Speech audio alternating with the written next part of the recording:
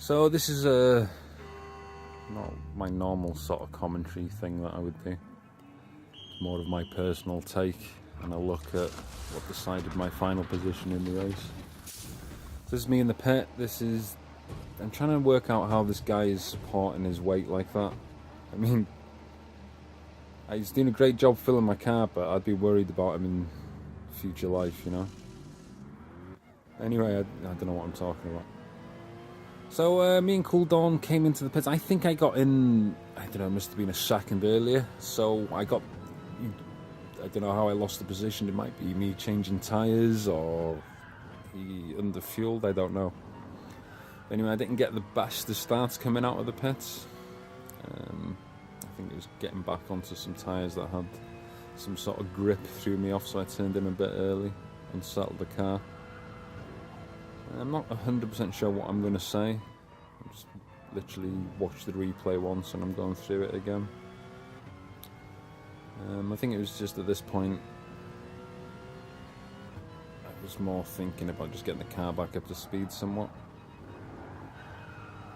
It didn't feel quite as grippy as the soft, yet I had more traction again, so it's a strange one when you swap tyres like this.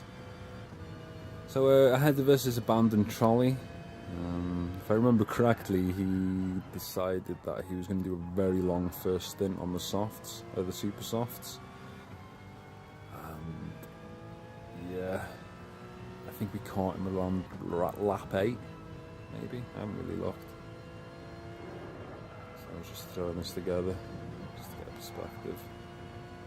I think one of the funny things when I watched the replay the first time was, I was thinking what to say, but it's quite surprising how you remember what you were thinking at that point, or what you think you were remembering at the point. It's quite interesting.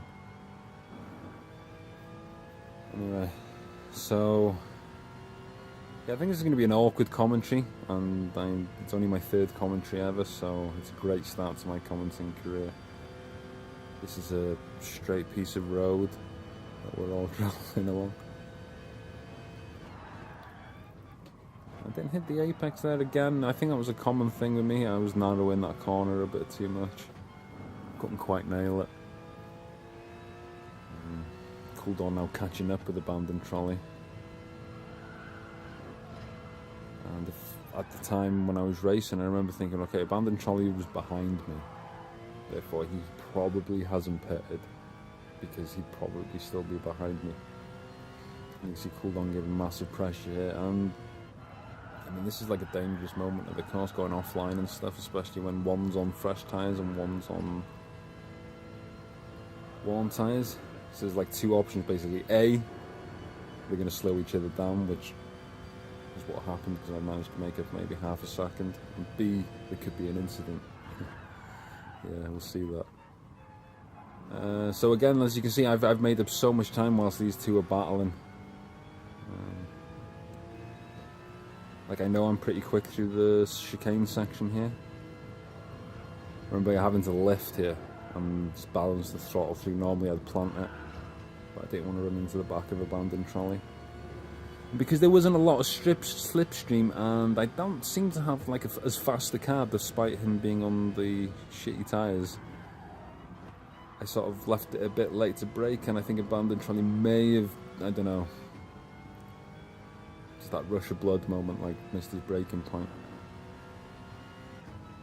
But again, you can see the difference here. I don't know if it's tyres or just power in the car, but Cooldawn had an incident, got slammed into. Yeah, by the time we make the first corner, he's past me. So here, I just got to make sure I brake nice and straight, turn in. I'm not going to stop on the corner, even though I know he's there with my radar, but I'm going to stay off the line for him. Just make sure that I get as clean an exit as possible. But yeah, he's got much better drive than me at this point. I started lifting just as I was hitting the grass here, just to slow it down a bit, and it gave me a better run through this corner. I kept using that afterwards. Didn't always work, sometimes I took a bit too much curb, and it didn't settle me. Trail brake through here, I guess. Cooldawn being the best entry into that corner. Allowed me a chance to go up the inside. Again, I'm checking my radar. I'm looking through my window at this point. I know his position. I don't know what happened there. It looked like he darted back and slid out. I don't know if he clipped the wall, but I managed to get through. So yeah, like I said, the previous lap, I've seen a couple of laps of Cooldawn running through this section, and I know I'm a little bit quicker through the chicane. So this time I absolutely nail it and get as close to the wall as I can and just throw it in there. That gains me some time. I'm still thinking, I'm a little bit worried about how much pace he had down the straight last time, so unless he runs deep into here or has an incident, he's going to probably catch me again. But I see, I think this time I don't really get caught up. He might have been a bit slow out of the last corner.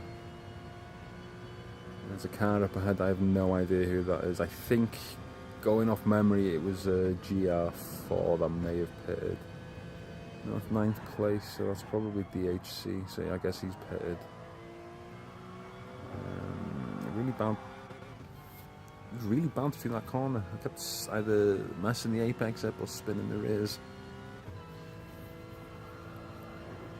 As you can see, Cooldawn's closing in again. I put it down to those super soft tyres. I mean, I had a quick run on them, and you can just absolutely throw it in and then plant the throttle very early. It's a bit deep there. Once you get deeper, it compromises the whole section, really. You do lose that bit of power.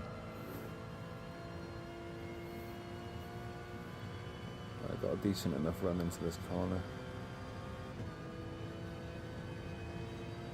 I really like this corner. I just love how you can clip that inside and just drag the car through. If I remember correctly from the first time checking the replay, I think Cooldawn stuck with me through the chicane this time. I don't know whether he upped his game or not, but I remember thinking, yeah, okay, let's do this sort of thing. But again, he's keeping pace with me quite easily, I'd say. I'm not a big fan of this corner. I like it, but I'm never sure which line to take at the right time. I think that one was okay. But when I was practicing it, I was running that corner in 3rd. Like I went into one of the early lobbies. And I got into 4th quicker. Yeah, I don't know, I just feel it felt so slow going through and coming out, like I can't get any power down. As you can see, Cooldawn, the car's getting ever so bigger in my rear view mirror. And at this point I started feeling pressure, not because he was close on me, I'm normally okay like that, it's just how quickly he closed up on me. I started then driving, like looking through my rear view mirror and not driving whilst concentrating on the road ahead of me. And that just made me go all leery, and I kept checking the rear view mirror, and it slowed me down, and I was like, oh no. You can see I got a bit wild on the exit there. There's a bit of an incident here from me. Cooldawn was on my inside at this point. I was checking my radar, and I knew I couldn't turn in on him. But he backed out, so I was like, shit, no, I've got to get around this corner. Took a penalty, screwed up, managed to catch it. Power on. I think it took me like about 10 laps to scrub that penalty because I just couldn't lose this position. I couldn't go too far behind. By this point I was thinking, okay, I think he's going to do another 2 pit stops, which if I keep with him, that means I get a free pit stop. And as far as I was concerned at that point, it would have been not plain sailing, but it would have given me a big lead. Also, we've got the GR4 catching us now. I was also thinking, okay, if I can just latch onto a GR4 or Cooldawn, not gives him too much respect, but helps him through a little too easily and compromises his own race. And I think this is what happened here. I think he purposely ran wide to let Rutty through. Then that cost him half a second, maybe. Which personally I wouldn't have done. I'd have taken the corner, and then the GR4 with the GR3 would have blasted past me down the straight. But still, he's got good drive. I just feel like car was a bit quicker down the straights overall. There's another GR3 coming in fast. Again, like I say, I'm not going to compromise my line through a corner just because there's a faster car. Not through a corner anyway. Like in this section, I decided to keep well on the outside of the corner. I think he runs a little close to the dirt there. I think he runs his back tyre on it, and then, you know, I think I gave him plenty of room though. Yeah. But then here we go again. This is like Cooldawn under major pressure. I think again he might have run wide to try and let him through, but it's just not worth it at that point. And as you can see, I'm closing up pretty quick again now. There's another GR3 that I noticed in my mirror, so I'm going to stay out wide and leave that inside line for him just so he can blast past me. And I'm not really losing any speed, maybe fractionally, but I know I'm going to make it up when CLR either makes a move or closes down on Cooldawn. Here's a difficult one. I mean, I can understand Cooldawn letting him through because he's right alongside. There's not much you can do, but he lost so much time in that first section, and I knew this, so I just planted it. I didn't care about the corner this time. I just went as fast as I could through it, and I'm right on top of him again. There's what, maybe a second gained in half a lap, and not of his own fault. So yeah, I make sure I hold the middle of the track so he can't turn in. I broke a bit later than normal. I turned in sharper. Maybe I could have broken in that point all the time. Cooldawn pits, and that's my basically race, I suppose.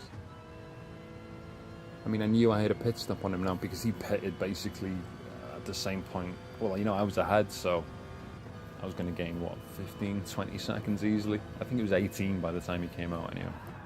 So yeah, that's my little commentary thing, more like just a mad ramble from a guy who's eaten too many Easter eggs over the weekend. So yeah, I think that'll do.